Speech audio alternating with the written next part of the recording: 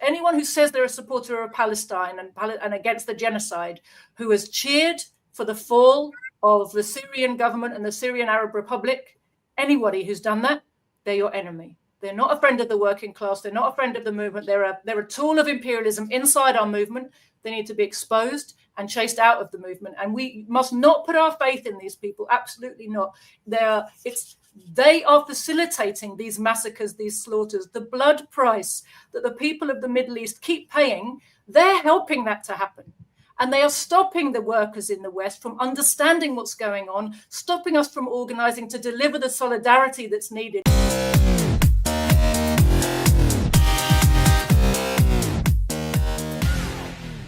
And once again, I'm not saying I'm ideologically aligned with Assad at all. But as you mentioned before, Syria was the heart of resistance. Assad armed the resistance. And now Syria is ran by a group of Muslim Zionists who are begging for the approval and friendly relationships with Israel, that are committing genocide against the Alawites and fighting and suppressing dissent in their own country, instead of fighting against the Israelis that is occupying and stealing 40% of the water supply. But that's a whole nother range. You did a great job breaking that down. But the professional managerial class, like the Al Jazeeras, who still refuse to properly cover this. Now, here's Amy Goodman of Democracy Now! And there are still people that think they're not nefarious. Like, I knew Democracy Now! Was nefarious when they started pushing Russiagate. I'm not even saying that I was early on the train. I was still late. But once they start pushing Russiagate, I was like, I'm out. But you guys see how Democracy Now! Is repeating the same headline that coming from the New York Times. Look how disgusting this is. 70 killed as Syrian forces clash with Assad loyalists.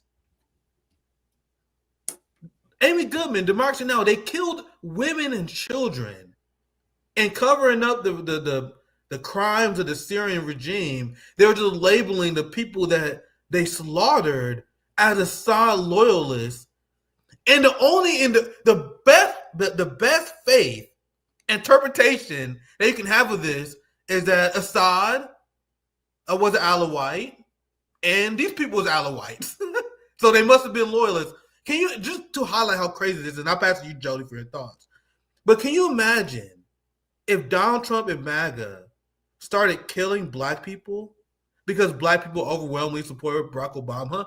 That's essentially what Democracy Now! And all the people who are apologizing for the Syrian regime, that is what they're doing. They're going after the Alawites because Assad was an Alawite, and there was one of the minorities that he protected. So they just mass killing, going door to door. And this is based on citizen journalists like Rania Khalek that I follow. Korvac, we had him on the show before. They going door to door killing the Alawites, and people like Democracy Now! Is paying it as they're killing Assad loyalists. So the reason why I did that long setup, because we've seen how the professional managerial Arab class, the Al Jazeera, they cheer for this. Now they're still trying to cover this up. And this also shows how they enable this kind of war crimes and imperialism in a way, right? What's your thoughts? Because what's coming from Syria is a tragedy. It's very tragic to see it happen. Do you have any thoughts, Jody? Yeah, it's absolutely horrific what's happening in Syria. I'm someone who was on the side of the Syrian people against this war from 2011. My party was writing articles, holding meetings, propagandizing, trying to get through. And of course, the entire anti-war movement in Britain, and I'm sure in the USA was the same, was absolutely betrayed Syria completely. And more than any other force, I hold the anti-war movement responsible for what's happening to the Syrian people now. They totally failed to mobilize anybody against that war. And all they did was repeat Western propaganda, just like you're seeing now.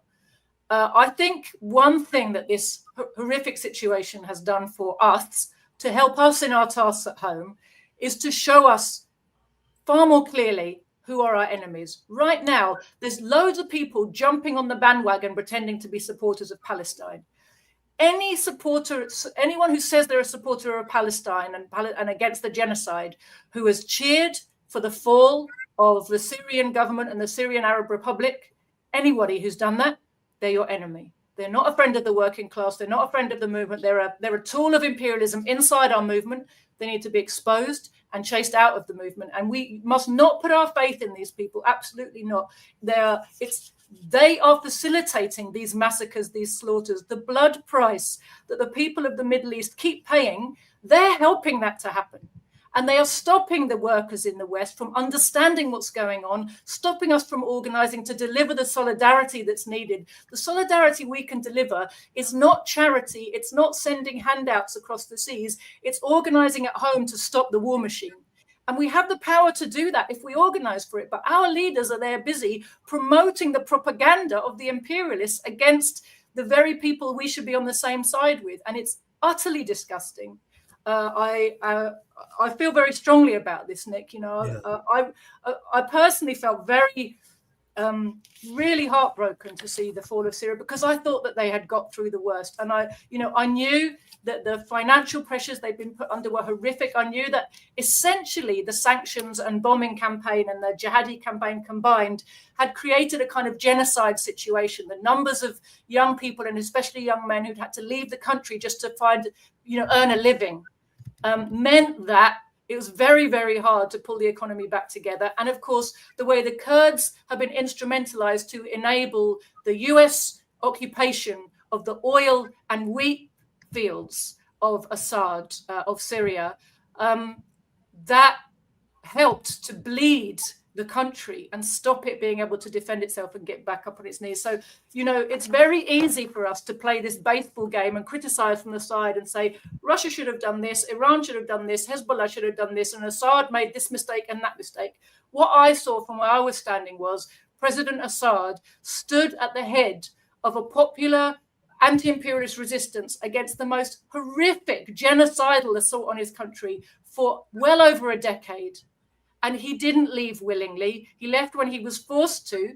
And everything that happened, we bear far more responsibility, I'm afraid, than President Assad does. We did not do our job. We, in fact, the anti-war movements, the anti-imperialist movements, so-called, all the fake leaders in the West facilitated what is now happening, these massacres, pogroms, bloodbaths. Just coming back to the kind of fake media also, let's not, well, perhaps people don't realize, but Al Jazeera, it's situated in a state which is basically controlled by the West.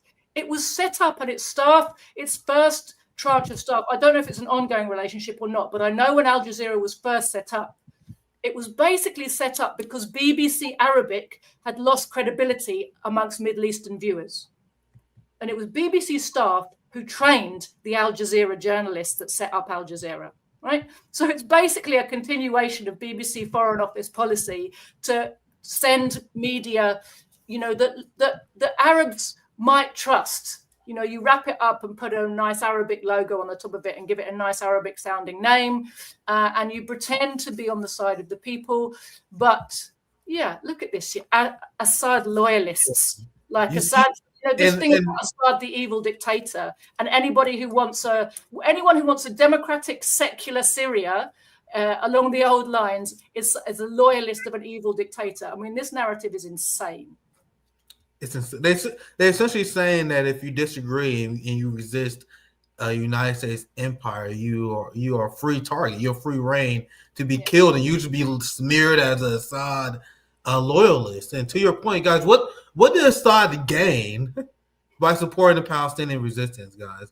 Like, Assad could have sold out. Like, what stopped Assad from going the Jelani route and just straight up selling his people out, securing his reign? He could have reigned forever. Like, imagine if he just sold out his people to Israel, how long he could have reigned at the top. He decided to continue to arm the resistance, and he paid for it. I mean, the United States was occupying Syria illegally. You had sanctions that hollowed out the government, so that he had no way to respond. And once again, just as someone who lived in the heart of the empire, I understand your frustration as well, because I'm not going to stay on the sidelines as a taxpayer to the empire. Oh, this is what Assad should have done. It seemed like he had such a devastating situation to handle, especially the crippling sanctions that people like cheer for. People like Mehdi Hassan. Like, this is why I always distrust these people, Remember Cenk Uygur smeared Aaron Mate, Anna Kasparian, these people who have, once again, way more influence than I do among the United States, quote unquote, left. They smeared anyone who spoke out against the Syrian war, who didn't support sanctions, who didn't repeat the talking points of propaganda against Assad. These are the same people who turn around and tell you that Nicolas Maduro of Venezuela is a tyrant because he has the nerve to resist CIA operation in this country. These are the same people that tell you North Korea is evil for having the audacity of resisting United States imperialism after the United States killed 2 million Koreans because they had the audacity of choosing a different economic model than them. You gotta see how the United States left always, the first step is to condemn resistance and side with the empire for people who actually stand up against it. The same people who condemn October 7th. I know we talked about that earlier. These are the same people who stand with Palestinians. They will say we stand with Palestinian resistance until the Palestinian resistance is too successful. Because God forbid you have a successful act of resistance, then we got to condemn it as terrorism. You got to see how they brainwashed the United States left? And that's why it's so refreshing to have you on there, Joti. It's great to have your expertise and hearing you break this down. There's so many things I always want to go back on what you said. One more thing I'll add before I move on was because there are all these people who fell for, well, let me be charitable because we have the propagandists, then we have people who are victims of the propaganda. There are the people who fell for the Mehdi Hassans. There are people who didn't realize that Mehdi Hassan was bad until like the last few months. And Mehdi Hassan was one of the cheerleaders of the Syrian regime change. And I understand that Syria is slightly harder to understand than Palestine. To me, I think Palestine is very easy. Like, it's just a straight up issue of settler colonialism. Syria, it just takes a few seconds. Like, to me, I think it is a little bit trickier for, like, if you, like, new, it's a little bit trickier to understand. But it just takes a little bit of digging, a little bit of research into what the CIA did to Syria, what Obama did to Syria, why the United States occupying, what Assad did. It's a little bit harder to understand in Palestine, but the information is readily available, which makes the people who betray the people of Syria, like you outlined, Joti, even more detestable. But I know I ran. Anything else you want to add to this topic? I want to get to our last topic. We will wrap up soon. I don't want to take too much more of your time. But anything else you want to add about Syria, or anything else that people should know before I move on to our last topic, which was the main topic of the day regarding Donald Trump cracking down on protests. We'll cover that here soon. But any last thoughts on Syria, Joti? I know you're very passionate about this, and I learned a lot from people like you. So please continue. I just feel like, a red flag should go up for anybody when you see ruling class media and their obedient servants in the supposedly left-wing movement demonizing some leader of a foreign country. Because it's always, as you said there, Nick, you already said it, but I just want to underline it. It's always for the same reason. And it's not even to do with social systems. They don't care if they're democratic or dictatorial. They don't care if they're socialist. They don't care if they're feudal. They don't care if they're capitalist, if they're an oligarch. That's not what it is. What it is if you stand up for your people and for your country's sovereignty. In my lifetime, I have seen so many leaders who are standing up for their countries, and that's in my political lifetime, not even in my whole lifetime. It was happening all through my childhood too, but I wasn't paying so much attention. But in my political lifetime, I mean, I've watched Robert Mugabe be demonized when Zimbabwe was renationalizing its land. I saw Slobodan Milosevic be demonized when he was standing up for Yugoslavia against NATO. Saddam Hussein, it goes one after the other. Muammar Gaddafi, there's, as you said, Chavez and then Nicolas Maduro in Venezuela, and President Assad, of course, in Syria. And when you put them all next to each other, they're not a homogenous group, are they? They're not running the same type of state. It's not a particular type of system that they represent. It's one thing they have in common. That's standing up to the imperialists and saying, it's up to our people how we use our resources. We have the right to sovereignty and to decide our own destiny. And the imperialists say, no, you don't. And our propaganda goes into overdrive, and we get this hysterical wall-to-wall drive to soften us up and confuse us and generate emotions. and the emotions are, supposed to then stop us from thinking properly about what's actually happening here. And we get this hysterical wave of propaganda. And the number of times I've seen it, the person is branded as the new Hitler. They might have got a bit bored of using that one now, but for about 20 years, literally every year, the ruling class was throwing us a new Hitler. This guy's a new Hitler. They still do it with Putin, trust me. To justify their new drive to war. This is the new Hitler. This is the new Hitler. This is the new Hitler. So yes, they are absolutely. They're doing it with President Putin as well. They do it with President Xi Jinping. They do it with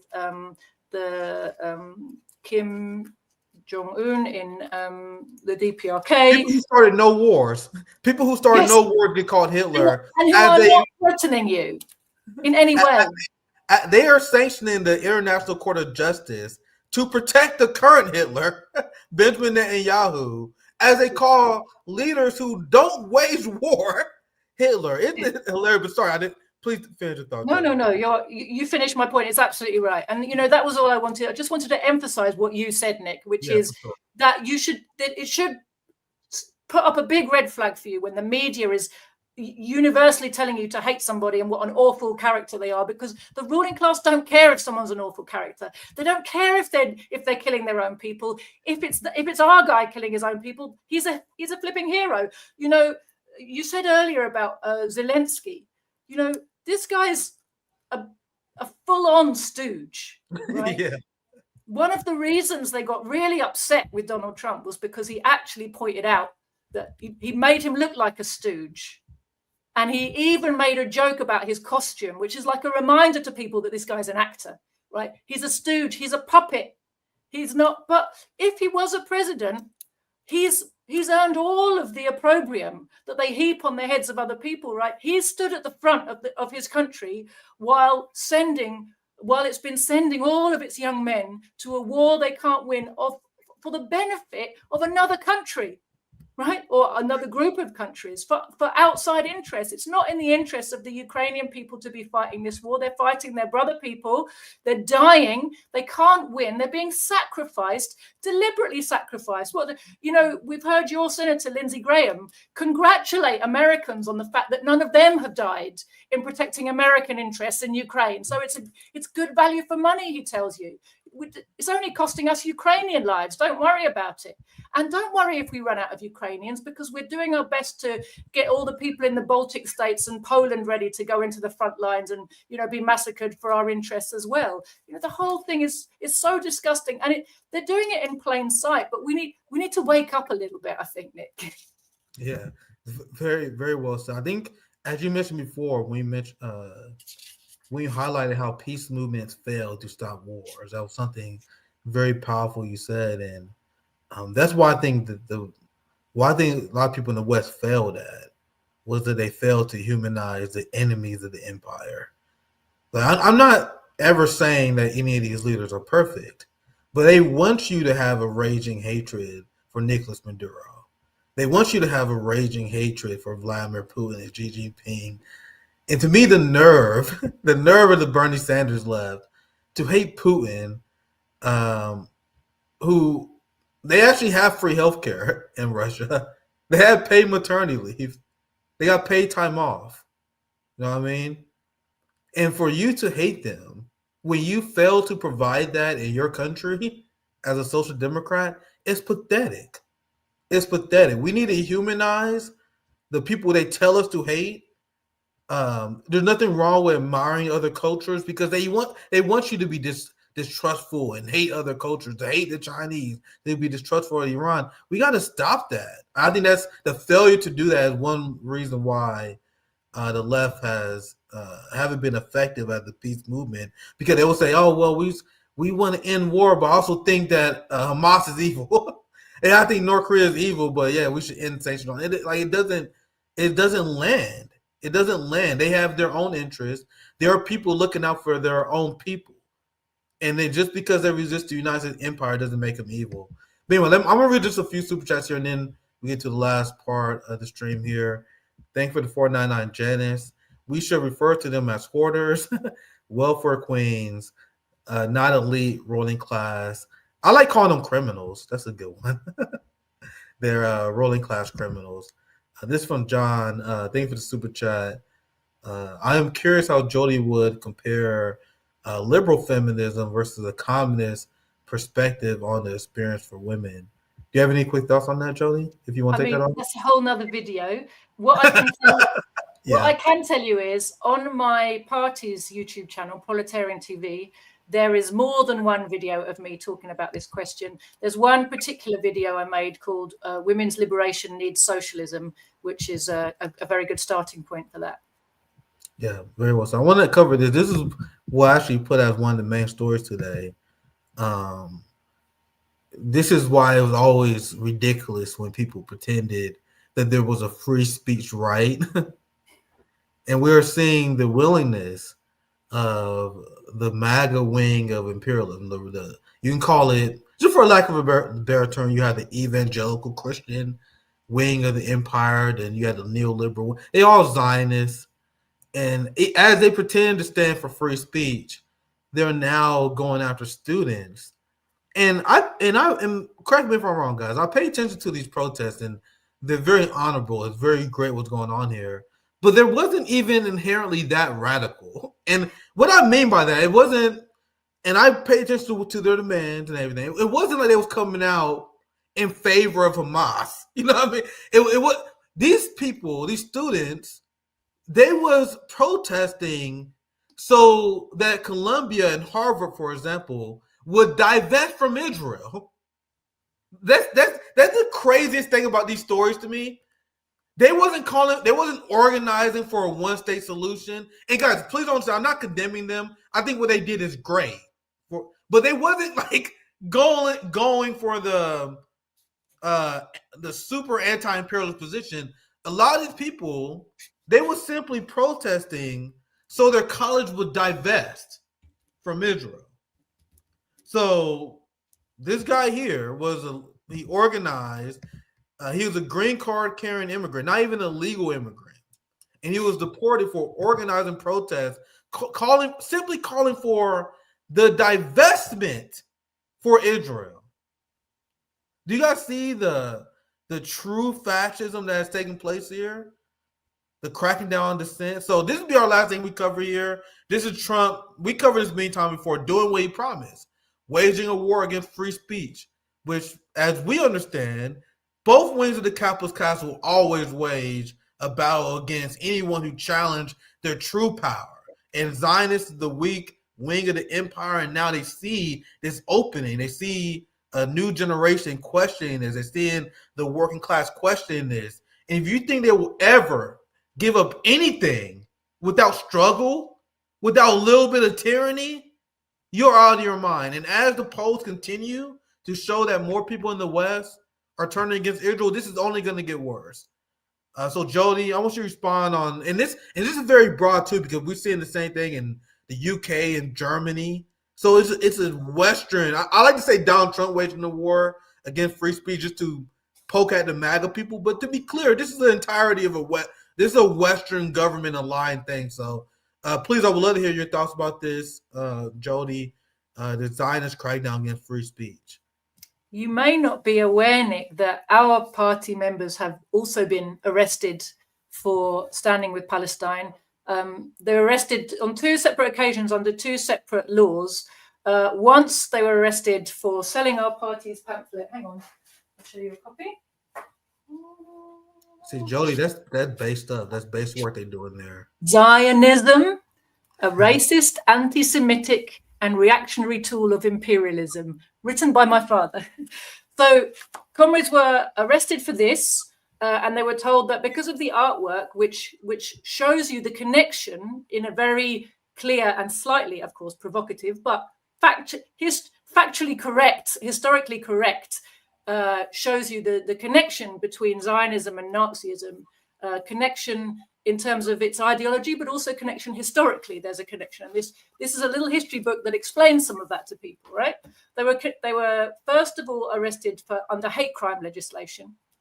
And then they were arrested under anti-terror legislation for a leaflet we gave out, which simply said that the Al-Aqsa flood operation was a resistance operation, and that the Palestinian people have the right to resist. And of course, that right is recognized under international law. But we were told that by using the words Al-Aqsa flood, we had inadvertently supported Hamas, although we didn't mention Hamas, we just talked about resistance. And of course, Hamas is a proscribed organization in Britain. So they tried to get us under anti-terror laws. They didn't succeed. They spent ages keeping our arrested comrades on bail conditions, which basically meant they were off the streets, right? And what we're seeing increasingly in Britain is this situation where, because the genocide is so blatant, because they don't yet have a kind of special court system for processing Palestine activists that is going to secure convictions, what the police are doing instead is arresting people, raiding their houses. I mean, all the people who are arrested, they had their homes raided by armed police in the middle of the night. You know, their families scared, things taken out of their houses, all the rest of it. So they get all this pressure. They're kept on bail conditions for a long time, and the bail conditions are rolled over another 3 months, and then after like a year, the case is dropped. Right? Yeah. That's what's happened so far, because at this moment in time, the legal framework isn't there to deliver convictions. The ruling class understands that although they make good headlines arresting people on terror charges, what they're not really going to do at this moment is get a conviction from a jury on these charges, because it's obviously nonsense and because there's so much anger and disgust with the genocide. So we see two things in Britain. We see the move towards setting up a legal framework that bypasses juries. We have history of this in Britain. They used that against the Irish national liberation struggle, that a whole parallel legal system that basically did fast track, from someone being arrested, a fast track process where they're almost immediately put in court with a single judge and no jury. So it's basically rubber stamp and then straight into jail. So we see the beginnings of something like that being set up in Britain. They're certainly testing the water for it, and I think they've got that planned if this carries on much longer. But the reason that they're targeting it so desperately, as you were talking about, is because the widespread revulsion of what's been going on in Gaza and the widespread knowledge of what's been going on has led a whole load of people to suddenly wake up and ask themselves, what is Zionism? And the problem with that is when people actually start looking, a lot of people for a long time, they didn't ask themselves what is Zionism. They went, this whole Israel-Palestine thing, because that's what the media told them. Israel-Palestine, it's very complicated. You couldn't really get it. These people just seem to like fighting each other. There's no solution. That you can't, two sides, and it's all very difficult. But the genocide made it much clearer, and it made people look for answers. And what you have is a growing movement of people who are educating themselves, what is Zionism? And this is the problem for imperialism, because becoming anti-Zionist and educating yourself against Zionism means becoming anti-imperialist. So what we're starting to get is the beginning of an anti-imperialist consciousness in the heart of the Palestine movement. That's what they're moving to suppress. That's what terrifies them. That's the germ of a genuine revolutionary consciousness, where people start to understand what role our own governments have in these things that seem to be far away. This is not, there isn't, as you said right at the beginning, there isn't this artificial split between, foreign affairs and home affairs, right? The genocide is our business because it was incited by, it's fueled by, it's pushed by our own governments and ruling classes because of imperialism, right? Zionism, the Zionist colony, is a tool of the imperialists to control the resources of the Middle East. It's not just some weird thing that happened that no one can make any sense of. There's a history to it. There's a reason for it being there. There's a reason it's backed unconditionally. There's a reason why no one can be president of the USA or prime minister of Britain who's not a Zionist. It's not because the tail wags the dog. It's not that the Zionist lobby, the Jewish lobby is in charge. It's because Middle Eastern resources are of central importance to the imperialist global system. They need that oil. They need to control that oil. And if they lose control, they're in very, very big trouble. And so their support for Zionism, despite its exposure, continues, and that creates also a social instability at home that they then need to try to get control of.